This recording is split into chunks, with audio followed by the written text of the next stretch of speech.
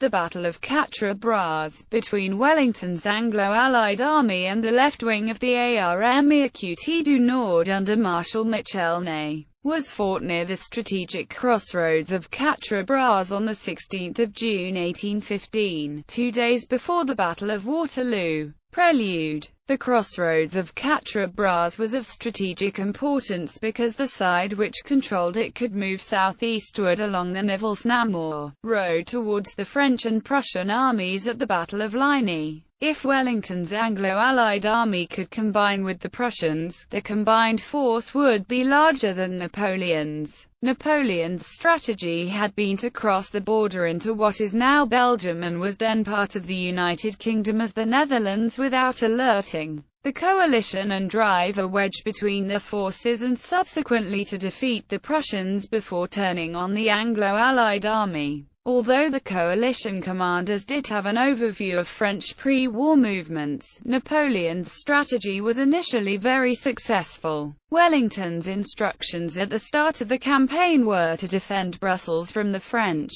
but he did not know what route Napoleon might take and had received reports of a flanking maneuver through Mons, to the southwest. He first heard of the outbreak of hostilities at around 1500 on 15 June from the Prince of Orange, and further confirmation of the French engaging the Prussian First Corps outposts under Lieutenant General Graf von Zieten at 4:30 at Thuin arrived. Within the next 3 hours, it was 1800 that Wellington drafted initial orders to concentrate his army. However, he was still uncertain precisely where to concentrate his army, and it was not until he heard that the front near Mons was clear, around midnight, that he ordered his army to move towards the Prussians. This 9-hour delay meant it was too late for him to move his army in sufficient strength to eventually provide Field Marshal Gebhard von Blücher with the support he needed on 16 June at the Battle of Ligny. Wellington did not order his entire army to Quatre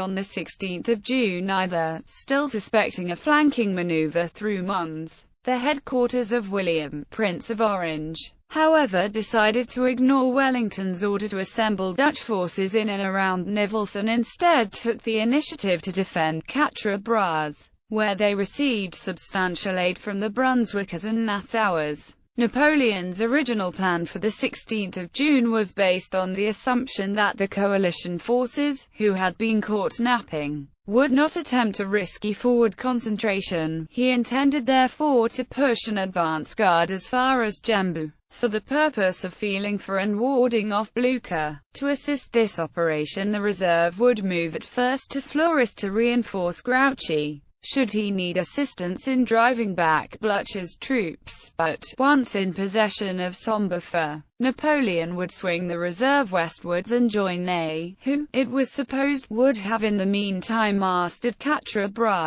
In pursuance of this object, Ney, to whom 3rd Cavalry Corps was now attached, was to mass at Quatre and push an advance guard 10 kilometers northward of that place, with a connecting division at Marbais to link him with Grouchy. The centre and left wing together would then make a night march toward Brussels. The coalition forces would thus be irremediably sundered, and all that remained would be to destroy them in detail. Napoleon now awaited further information from his wing commanders at Charleroi, where he massed the 6th Corps, to save it, if possible, from a harassing countermarch, as it appeared likely that it would only be wanted for the march to Brussels. On 15 June, as the Prussian First Corps withdrew towards Ligny, there was a danger for the coalition forces that Ney would be able to advance through Quatre and take his objectives with little or no coalition opposition. At the Dutch headquarters at Genappe from Quatre, Major General Jean-Victor de Constant-Rebecque, Chief of Staff to the Prince of Orange, realizing the danger, ordered Lieutenant General Hendrik George de Poponcha-Sedlnitsky, the commander of the 2nd Dutch Division, to dispatch his 2nd Brigade to occupy Quatre. The brigade, consisting of 2 regiments from Nassau, arrived at about 1400 on 15 June. Prince Bernhard deployed before the 1st French Scouts, Lancers of the Guard Light Cavalry Division, as they approached Quatre. The The Lancers were interdicted at Frasnes, after which the Nassauers retreated to the Bois de Bossu, a thick patch of forest near Quatre. General Lefebvre Desnouettes requested infantry support, but as night was approaching, and his infantry was strung out along Brussels-Charleroi road, Ney declined the request, deciding to camp for the night and approach Quatre in force the following day. Early on the evening of the 15th of June, instead of obeying Wellington's order to concentrate the First Corps at Nivelles, Rebec ordered 1st Brigade of the 2nd Dutch Division to reinforce Prince Bernhard's 2nd Brigade. Ney spent the morning of the 16th of June in massing his 1st and 2nd Corps, and in reconnoitering the enemy at Quatre, who, as he was informed, had been reinforced. But up till noon he took no serious step to capture the crossroads, which then lay at his mercy. Grouchy meantime reported from Fleurus that Prussians were coming up from Namur, but Napoleon does not appear to have attached much importance to this report. He was still at Charleroi when, between 900 and 1000, further news reached him from the left that considerable hostile forces were visible at Quatre.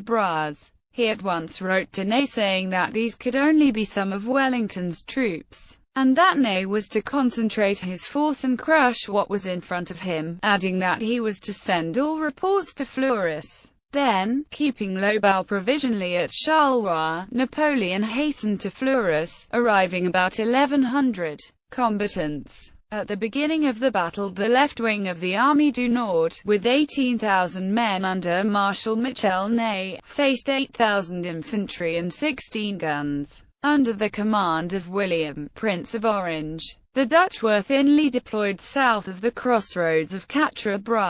Fresh Allied troops started to arrive 2 hours later, along with Wellington, who took over command of the Allied forces. As the day wore on, fresh Dutch, British and Brunswickers arrived faster than fresh French troops.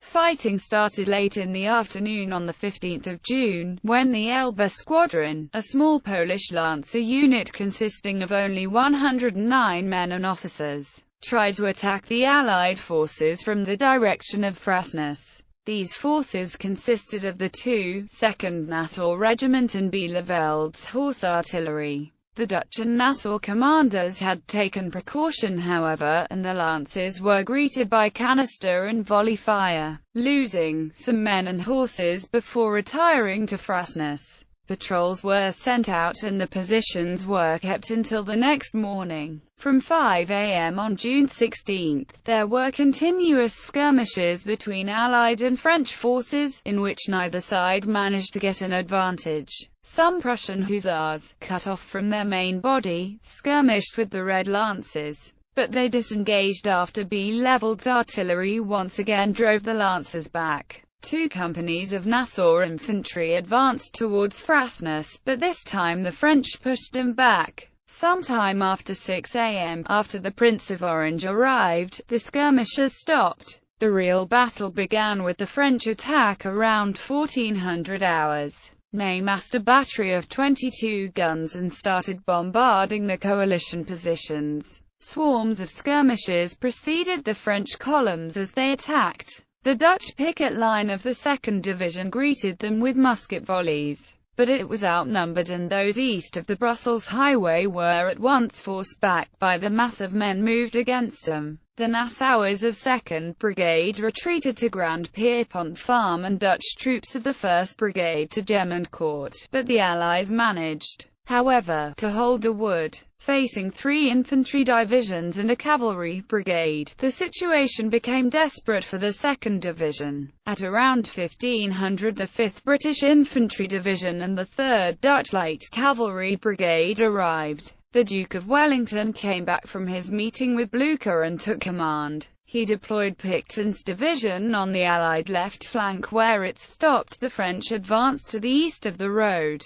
The fresh French 6th Division arrived on the scene. A fierce fight now broke out all along the line. Picton, showing a dauntless front, maintained his position, while the French 6th Division were sent against Grand Pierpont. The Nassauers were forced to abandon the farm and were driven into the Bossu Wood. There they fought from tree to tree, slowing the French advance. At Gemincourt the Dutch troops were a thorn in the side of the French.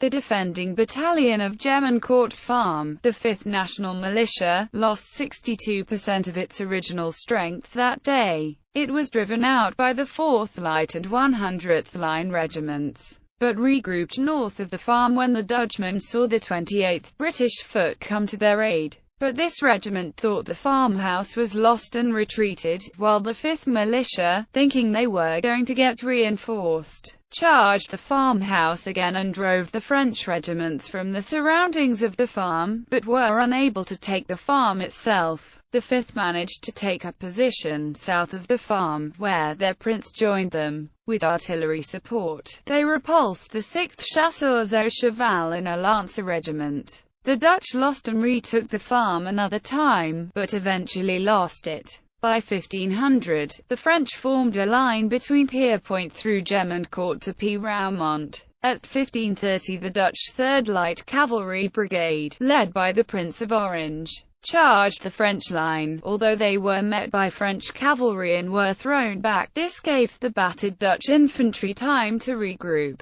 When the Dutch cavalry brigade disengaged and retired to friendly lines, they were shot at by Scottish infantry, because their uniforms looked like the French uniforms of the Chasseurs à Cheval. The Brunswick Corps, under the Duke of Brunswick, now reached the field, but their commander received a mortal wound while leading a charge and the attack failed. At 1615 Ney received Napoleon's order to attack vigorously. He sent an order to his Second Corps to attack with more force. On Ney's left, Prince Jérôme drove the Allies out of the Bossu Wood. French mixed forces advanced almost all the way to the crossroads. Regiments of the British 9th Brigade, 42nd, 44th and 92nd, held up against the infantry. French of the 2nd Brigade of the 2nd Cavalry Division counter-attacked and severely mauled the 42nd and 44th before they were driven off. At 1700 the timely arrival of the British 3rd Division, coming in from Nivelles, tipped the numerical balance back in favour of the Allies. At 1:15 Ney heard that the French First Corps, without his direct order or knowledge, had moved eastwards to assist in the Battle of Ligny. 15 minutes later at 1730 he received an unclear order from Napoleon to seize Quatre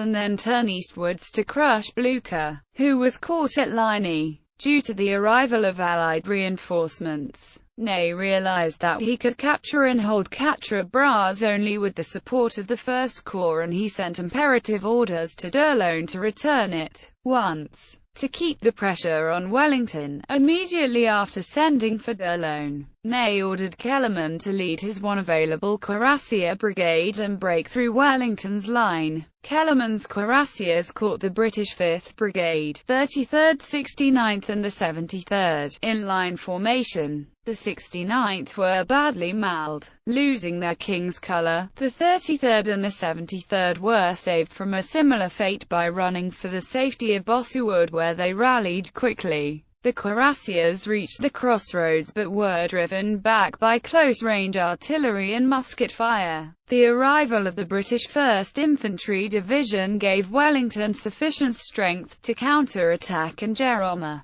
whose skirmishes were now west of Quatre, was forced to retreat and give up possession of Bossu Wood to the British Guards. When the Guards and other Allied units emerged from the wood, they were met with heavy fire from French infantry and an attack by 6th Lancer Regiment of the 2nd Cavalry Division. The Guards were caught in line, and forced to flee back into the wood. This cavalry attack and taking the Bossu Wood caused high casualties among the British Guards. There was some further skirmishing between Allied light companies and the French voltiges and cavalry screen, but the battle was over. By 2100, when the fighting stopped, the French had been forced to give up all of their territorial gains. Aftermath. The battle cost Ney 4,000 men to Wellington's 4,800. Although the Allies had won the field, the French prevented him from coming to the aid of the Prussians at the Battle of Ligny.